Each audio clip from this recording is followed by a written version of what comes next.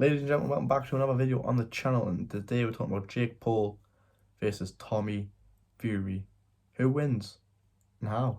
But the video was actually on how Jake Paul wins. Obviously, I've done the last video I've done how I believe Tommy wins. My prediction at the moment still stays intact that I believe Tommy wins the fight convincingly. Could be wrong. Who knows? The fight goes down a week on Sunday. I'm excited for it. It's a Carabao Cup final. My team Newcastle playing in the final. Be watching that. Then, hopefully, be watching that fight. Depends.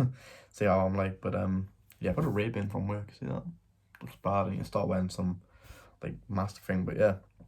So basically, Jake Paul, he's kind of exposed his game plan, and from watching videos like leading up, and it's been more like timing, timing the perfect shot on Tommy, because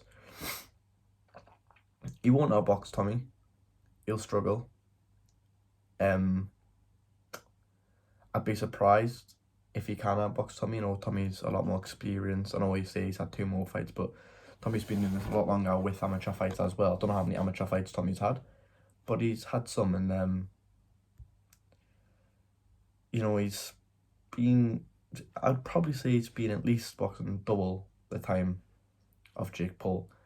So you've got to take the time they've been doing the sport into consideration as well. It's a massive thing. Like, you could still kind of class Jake as a novice. I wouldn't really call him much of a novice anymore. I don't think he's anywhere near the level he has to be, but I don't think he's that much of a novice anymore, because he trains, like, he's got a lot of money. He's got the top coaches, top equipment. He's got top of everything, really. He can spend as much time as he wants in that gym, which I'm led to believe he spends a lot of time in that gym.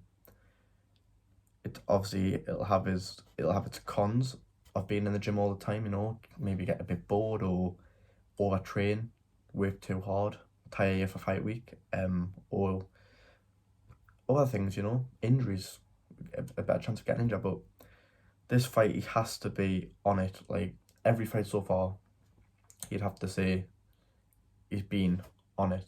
And everyone he's fought, he's been able to outbox. I thought the only question mark was Anderson Silva. I thought before going to the fight, can he outbox Anderson? I don't think so, but he did, and he knocked him down, and he got himself a great win. Like, Ray-Ban looked so bad. Oh my god. But also, he Tommy and Anderson, if you're going on boxing skills, Tommy's better. Anderson is a world-class elite striker, but he ain't no boxer. They'll get that right. They'll get that straight. He's not a boxer. Tommy will punch harder than Anderson. Tommy will throw smarter shots, you'd imagine. Tommy's feet work should be a bit faster than Anderson, a bit better than Anderson at this stage, where Anderson's a bit older. Well, a lot older. Tommy's young. And Tommy punches hard as well. And I know he hasn't got that many knockouts in his last few fights, but people have been saying who sparred him, like professional good boxers, world champions, saying Tommy hit punches really, really hard. Comment who it was over there, I think it was a cruiserweight. It might be Lawrence Okoli, I'm not quite sure though. And even Shane McGuigan had commented, a really world-class boxing trainer who trains like of Caroline Dubois, Adam Azim, Chris Billum-Smith, trained some. It might have been Chris Billum-Smith, because he's a cruiserweight and he was in Shane McGuigan's gym when Fury was training there for a bit. But he says he punches hard, so there's a lot of things Jake Paul has to take on board for this fight. And has he learned that much about everything Tommy's going to bring? Probably not, because every fight seems to me that Jake Paul works on one aspect of his game. So when you look from the Fury fight, the Woodley fight, when he knocked him out, to Anderson Silva fight where he outboxed him, and his training weeks, if you look at these little videos, that he'll go from he was doing like heavy hitting on the pads on fight week, and then this week he's doing the throwing tennis balls off a wall, and he's doing his reflexes, and he's catching them all, and then he's doing like they're holding them flexi ropes, and he's jumping, and he's trying to get a far jump. And he's training hard. It's clear to say, people don't like him. I don't dislike the kid, but people don't like him, and people have got a lot to say about him, which could be unfair criticism, saying he's not a boxer. He trains like a boxer, so maybe you should give him that respect. If he beats Tommy, he definitely deserves to gain the respect. But if he beats Tommy, he'll get 50% respect, maybe a bit less. And people say Tommy Fury's shit. I really like Tommy. I think Tommy's great. But that's why I don't think Jake Paul's got a sniff of beating Tommy. I could be proved wrong. Who knows? But I just think Jake Paul's gonna work on moments in this fight, because Tommy's gonna stick it on him from the bell, and I think Jake's gonna work on getting himself out of situations and throwing a backhand. Tommy's always susceptible to that backhand. Tommy always circles out to his left into a big shot, into a big backhand. Tommy needs to circle right against Jake. If Tommy can get that right, if Tommy never goes left against Jake, he keeps going right, Jake Paul's going to have a long night, because he'll struggle to get that backhand off. But I think Jake's going to be waiting on his timing for this fight mainly, and moments. So I think waiting on moments where each coach will have him in the corner. He might be sitting in the corner. He might be they might be touching him in different places. So he might boom, and then he might come with a backhand like that. You never know. He's going to be working on them situations. Also, you expect if Tommy sits and just trades with him, you expect you to get a few off. The way Tommy's going to come into this fight, it'll be calculated pressure. Tommy will overwhelm him with shots, and then he'll use his feet work, get into a better situation, overwhelm him. That's a fight. That's what he has to take in this fight. You can't just fuck you, boom, boom, boom, boom, boom, no respect. He will show respect. He's gonna say, I ain't got respect for Jake Paul. I'm gonna walk through him. He will respect Jake as a fighter. He doesn't respect him as a man. He'll respect him as a fighter, and this will be the hardest Tommy Fury has ever trained for a fight. I can guarantee you that for a fact, because his reputation is on the line, and it's a fight people think he's gonna lose. So he's gonna want to prove people wrong. He's gonna want to prove people wrong. But I think Jake Paul, his game plan, he's kind of exposed it.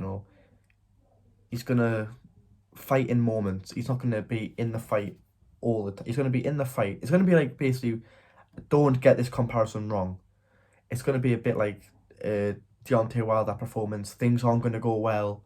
Can he get that big shot off? That's what it's going to be. Or can he hurt him enough to stop him coming with all this pressure, and then turn the tide for Jake to get a good 3 rounds. And I think it's not going to be one of them. Jake's normally a natural slow starter getting into fights. When it comes to Woodley, Anderson, he's naturally starts slow and gradually gets better.